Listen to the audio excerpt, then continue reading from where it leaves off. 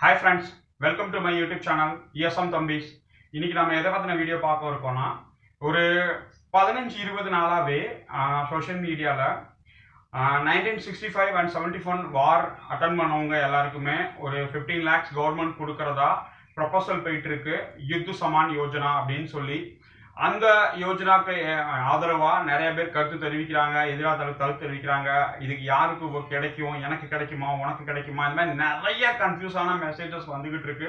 அது சம்மந்தப்பட்ட லெட்டர்ஸ் நிறைய வந்துகிட்டு இருக்கு, நிறைய பார்த்துட்டு இருக்காங்க. நான் ஏன் இதை பத்தி வீடியோ போடணும்னா, ஏன்னா இது வந்து ஒரு ப்ரொஃபஸல் தான், சரியா? இதை பத்தி நான் முழுசா வீடியோக்குள்ள சொல்றேன். வீடியோ பிடிச்சிருந்தா லைக் பண்ணுங்க, ஷேர் பண்ணுங்க. முடிஞ்ச அளவுக்கு எல்லா எக்ஸர்வீஸ்மேனுக்கும் இந்த தகவலை பகிருங்க. ஏன்னா நிறைய பேர் நிறைய மனசுல கன்ஃபியூஸ் பண்ணிக்கிட்டு இருக்காங்க. அதுக்காக தான் ஃப்ரெண்ட்ஸ், உங்க எல்லாருக்குமே தெரியும், ஒரு 15-20 நாளாவே நார்த் இந்தியன் யூடியூப் சேனலா இருக்கட்டும், இல்லை வாட்ஸ்அப் குரூப்பா இருக்கட்டும், இல்லை ஃபேஸ்புக்கா இருக்கட்டும், சோஷியல் மீடியா எல்லாத்துலேயுமே இந்த ஒரு 15 லட்சம் ரூபாய் 1965 and 71 வார்ல யாரெல்லாம் ஈடுபட்டாங்களோ அவங்களுக்கு, அவங்க இல்லைன்னா அவங்களோட ஃபேமிலிஸ்க்கு இந்த அமௌண்ட் கிடைக்கும், இல்லை கிடைக்க போகுது, நீங்க போய் உங்க டாக்குமெண்ட்டை கொடுங்க அப்படிங்கிற மாதிரி நிறைய மெசேஜஸ் வந்துகிட்டே இருக்கு. அதை பத்தின ஃபார்ம்ஸ் வந்துகிட்டு இருக்கு, செஞ்சுக்கிட்டு இருக்காங்க. இது கிடைக்குமா கிடைக்காதா? ஒரு சில பேர் சோல்ஜர் போர்டில் போய் கேட்டுட்டு அங்க அந்த மாதிரி எதுவும் லெட்டர் வரல, இது ஃபேக்கு, இது பொய், இப்படிலாம் இல்லவே இல்லை, ஏமாத்துறாங்க. அதுக்கப்புறம் ஒரு சில பேர் வந்து நார்த் இந்தியாவில் வந்து சென்ட்ரல் கவர்மெண்ட்டுக்கு எலெக்ஷன் இருக்கு, அதனால இதை வந்து தூண்டி விடுறாங்க. அந்த மாதிரி நிறைய ஒரு மெசேஜஸ், ரூமர்ஸ், கட்டுக்கதைகள் எல்லாம் வந்துகிட்டே இருக்கு, நம்ம பார்த்துக்கிட்டு இருக்கோம்.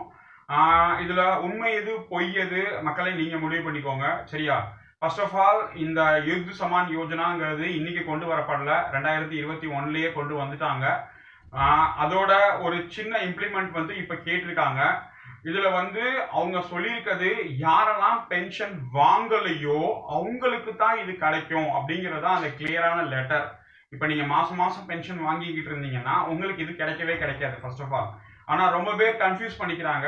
யாரெல்லாம் பென்ஷன் வாங்கலையோ, 1965 வார்ல ஈடுபட்டிருக்காங்க, 71 வார்ல ஈடுபட்டிருக்காங்க, அதுல ஈடுபட்டு அவங்களுக்கு பென்ஷன் கிடைக்காம போயிருச்சோ அவங்களுக்கு தான் இந்த Zaman Yojana. First of all அதை முதல்ல தெளிவா புரிஞ்சுக்கோங்க.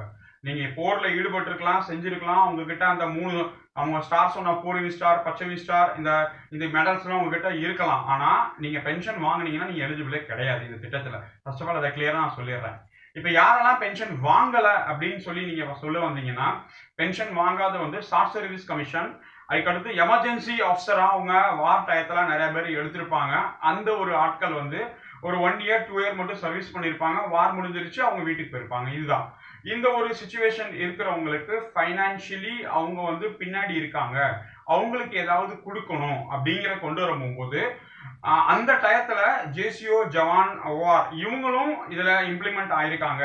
அதாவது இவங்களுக்கும் பென்ஷன் கிடைக்காம ஃபைனான்சியலி பெனிஃபிட்ஸ் கிடைக்காம இருக்கு, அப்ப இவங்களுக்கும் கொடுக்கணும் அப்படின்னு சொல்லி ஒரு கருத்தை வலியுறுத்தி மினிஸ்ட்ரி ஆஃப் டிஃபென்ஸ் வந்து லெட்டர் எழுதியிருக்காங்க. ஃபர்ஸ்ட் ஆஃப் ஆல் இவங்க எழுதின லெட்டர் வந்து ஷார்ட் சர்வீஸ் கமிஷனுக்கும் எமர்ஜென்சி ஆஃபீஸர் கமிஷனுக்கும் மட்டும்தான். அவங்க வந்து இந்த மாதிரி பென்ஷனே இல்லாம வீட்டில் இருக்காங்க. ஆனா 1965-71 வார்ல அவங்க வந்து ஈடுபட்டிருக்காங்க. அதனால அவங்க யாரெல்லாம் ஐடென்டிஃபை பண்ணி அவங்களுக்கு இதை கொடுக்கணும் அப்படின்னு சொல்லி ஒரு 125 பேரை அவங்க ஐடென்டிஃபை பண்ணியிருக்கதா ஆல்ரெடி சோஷியல் மீடியால நிறைய லெட்டர்ஸ் வந்திருக்கு. இது நான் சொல்லணும் தேவை கிடையாது. இதுக்கப்புறம் மினிஸ்ட்ரி ஆஃப் டிஃபென்ஸ் அவங்களோட அந்த லெட்டர்ஸ்ல கொடுக்கும்போது இது வந்து ஆஃபீஸர்ஸ் மட்டும் கிடையாது, ஜவான் ஜேசிஓஸும் இந்த 1965 and 71 வார்ல ஈடுபட்டிருக்காங்க, அவங்களுக்கும் கொடுக்கணும் அப்படின்னு சொல்லி செஞ்சிருக்காங்க. இப்ப அவங்களுக்கு கொடுக்கணும்னா அவங்க வந்து நார்மல் பென்ஷன் வாங்குறவங்களுக்கு கொடுக்க போறாங்களா, இல்ல நடுவுலயே அவங்க வார் ஏதாவது இன்ஜுரி ஆகி பென்ஷன் இல்லாம வீட்டுக்கு வந்திருக்காங்க, இல்ல வேற ஏதாவது அவங்க விளைவுகளால வீட்டுக்கு வந்திருக்காங்க, அந்த மாதிரி ஆட்களுக்கு கொடுக்க போறாங்களா அப்படின்னு சொல்லி இத பத்தி முழு டீடைலா சென்ட்ரல் கவர்மெண்ட் ஒரு பாலிசி ரெடி பண்ணுவாங்க. இப்போதைக்கு ப்ரொபோசலும் டேட்டாவும் மட்டும்தான் கேட்டிருக்காங்க. All record office, all ECHS, all CST, all KSP, இந்த மாதிரி நிறைய இடத்துக்கு அவங்க லெட்டர் கொடுத்துருக்காங்க. நானும் போறேன், நீங்களும் பார்த்துக்கோங்க, இது எல்லார்கிட்டையும் இருக்குதான். ஆனா அவங்க ஃபர்ஸ்ட் இனிஷியலா சொன்னது நான் பென்ஷனருக்கு தான் இந்த திட்டம் சேரும், ஏன்னா அவங்க வந்து மன ரீதியாகவும் பண ரீதியாகவும் அவங்க வந்து பின்தங்கி இருக்காங்க. ஆனா அவங்க வந்து வார்ல ஈடுபட்டு இருக்காங்க, ஒரு 2 years 3 years சர்வீஸ் பண்ணிட்டு ஆர்மில இருந்து வெளியே வந்துட்டாங்க, அவங்கள தேடி பிடிச்சு கொடுக்கணும்னு சொல்லிதான் இந்த திட்டமே ஃபர்ஸ்ட் ஆஃப் ஆல். சரியா சார்? ஆனா ரொம்ப பேர் என்ன கன்ஃபியூஸ் பண்ணிக்கிறாங்கன்னா, எங்க அப்பா வந்து 1965 வார்ல இருந்தாங்க, 71 வார்ல இருந்தாங்க, அப்பா இறந்துட்டாங்க, அம்மா இருக்காங்க, அம்மாவுக்கு இந்த பணம் கிடைக்குமா கிடைக்காதா, அம்மா பென்ஷன் வாங்குறாங்க, அப்பா பென்ஷன் வாங்கினாரு, அவங்களுக்கு சொல்லியிருக்காங்களா அப்படிங்கிற மாதிரி நிறைய கன்ஃபியூஸ் பண்றாங்க. சார் கிடைக்கும் கிடைக்காது இருக்கு இல்லை அப்படிங்கிறது கிளியரா இந்த திட்டத்தை பத்தி முழுசா எவ்வளோ பட்ஜெட் ரெடி பண்ணி கவர்மெண்ட் சாங்ஷன் போய் அதுக்கான செயல் வடிவம் கொண்டு கொடுக்கும்போது அவங்க வந்து கிரைட்டேரியா வச்சிருவாங்க. உங்களுக்கு எல்லாருக்குமே தெரியும், எடுத்தடுப்புல யாரும் கொடுத்துட மாட்டாங்க. அவங்க வந்து நிறைய ரூல்ஸ் அண்ட் ரெகுலேஷன்ஸ் வச்சிருப்பாங்க. அவங்களுக்கு மட்டும்தான் இந்த திட்டம் கிடைக்கும். சரியா சார்? ஃபர்ஸ்ட் ஆஃப் ஆல் நீங்க கன்ஃபியூஸ் பண்ணிக்க வேணாம். இப்போதைக்கு அவங்க கேட்டிருக்கிறது ஜஸ்ட் ஒரு ப்ரொபோசல், கருத்து கணிப்பு தான். கருத்து கணிப்பு கேட்டுட்டு அந்த டேட்டாவை அவங்க எடுக்க சொல்லியிருக்காங்க ரெக்கார்ட் ஆஃபீஸ்ல. ஏன்னா 1965ல வார்ல ஈடுபட்டவங்களோட டேட்டா கம்ப்யூட்டரைஸா இருக்காது. இன்னைக்கு ஆதார் கார்டு எல்லாம் வந்துருச்சு, பேன் கார்டு வந்துருச்சு, ஈஸி. ஆனா அன்னைக்கு யார் யார் இருந்தாங்க அப்படின்னு சொல்லி அந்த டேட்டா வந்து டைப் ரைட்டிங் படிச்சிருப்பாங்க, இல்ல ஹேண்ட் ரிட்டன் தான் பண்ணியிருப்பாங்க.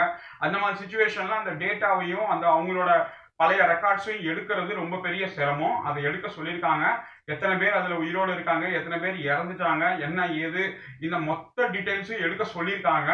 இது எடுத்து டோட்டலா எவ்வளவு வருது, எவ்வளவு பேர் இருக்காங்க, எவ்வளவு பேர் கொடுக்கணுங்கிற அந்த பட்ஜெட், அந்த ஒரு பிளானிங் நடக்கிறதுக்கு தான் நடந்துகிட்டு இருக்கு. சரியா? இது நடந்து இதோட மொத்த டேட்டாவும் அவங்க வந்து கலெக்ட் பண்ணி எல்லாத்தையும் கம்பைன் பண்ணி அதுக்கப்புறம் இது அவங்க சென்ட்ரல் கவர்மெண்ட்டுக்கு ஒரு ப்ரொபோசலா எடுத்துட்டு போய் கொடுப்பாங்க. அதுக்கப்புறம் எவ்வளவு பட்ஜெட்டு, என்ன மாதிரி செய்யலாம், எந்த மாதிரி ஒதுக்கீடு பண்ணலாம், இதை எப்படி பாதிக்கப்பட்டவங்க வரைக்கும் கரெக்டா அவங்க வீட்டு பேங்க் அக்கௌண்ட் வரைக்கும் போய் சேர்றதுக்கான ப்ராசஸிங் என்னவோ அதை கண்டிப்பா சொல்லுவாங்க. சரியா? அப்ப நம்ம பேசினா அது கரெக்டா இருக்கும். இப்போதைக்கு ஜஸ்ட் ப்ரொபோசல் தான், அதனால கவலைப்படாதீங்க. உங்களுக்கு தெரிஞ்சவங்க யாராவது வார்ல ஈடுபட்டவங்க இருந்தாங்க, செஞ்சாங்க அப்படின்னா அவங்களுக்கு இந்த இன்ஃபர்மேஷனை மட்டும் ஷேர் பண்ணுங்க. சோல்ஜர் போர்டில் முடிஞ்ச அளவுக்கு போய் உங்களோட டேட்டாவை பதிவு பண்ண பாருங்க. நிறைய சோல்ஜர் போர்டில் எடுத்துக்கிறாங்க, ஒரு சில சோல்ஜர் போர்டில் எடுத்துக்கல. எங்ககிட்ட எந்த லெட்டர் வரல, நாங்களே கூப்பிடுவோம்னு சொல்றாங்க. அப்படி கூப்பிடுவோம்னு சொன்னா அவங்க அனௌன்ஸ்மெண்ட் பண்ணும்போது நீங்க உங்க டேட்டாவை போய் சப்மிட் பண்ணுங்க. அதனால அவங்களா கூப்பிடுற வரைக்கும் நீங்களா எதுவும் செய்ய வேணாம்.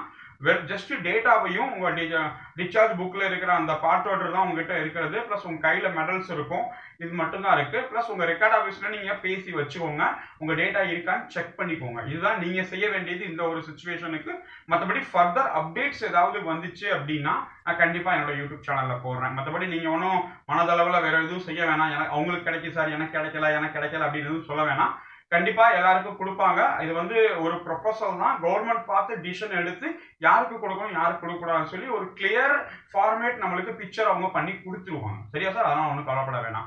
வேற ஏதாவது இருந்தால் நீங்க கமெண்ட் செக்ஷன்ல இருந்து கமெண்ட் பண்ணுங்க. என்னோட வாட்ஸ்அப் குரூப்ல ஜாயின் பண்ணி விருப்பப்பட்டீங்கன்னா லிங்க் டிஸ்கிரிப்ஷன்ல இருக்கு. யாராவது தேவை அப்படின்னா லிங்கை கிளிக் பண்ணி ஜாயின் பண்ணிக்கோங்க. தேங்க்யூ வெரி மச் வாட்சிங் திஸ் வீடியோ.